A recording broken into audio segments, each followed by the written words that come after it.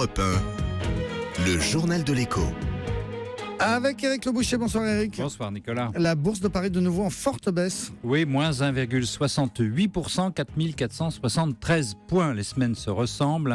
Incertitude à 3 jours de la réunion de la Fédérale Réserve américaine et inquiétude à cause du pétrole. Et je vais y revenir. Le rachat du jour. Pininfarina, le célèbre designer italien qui a dessiné tant de Ferrari de nos rêves, est racheté par le groupe indien constructeur de voitures, Mahindra. Ça fait 11 ans en fait que Pininfarina est en perte. La cause, c'est le rapatriement en interne par les constructeurs automobiles du design de leurs propres voitures. Pininfarina s'était essayé dans les yachts ou dans les trains, mais il n'a jamais trouvé sa place. Le sauvetage du jour. Rolls-Royce, non pas les voitures Rolls-Royce, qui ont été reprises par BMW depuis 1998, mais le constructeur de moteurs d'avion. Voilà des mois qu'il va mal et que cela inquiète le gouvernement de Londres.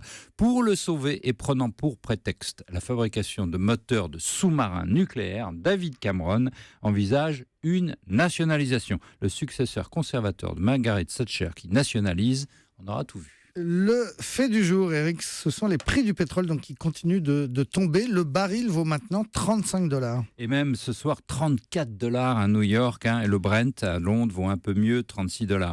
Mais on retrouve des niveaux d'il y a 7 ans. Il y a comme un vent de panique désormais sur le marché du pétrole. Le Brent a perdu 15% depuis la dernière réunion de l'OPEP au début du mois.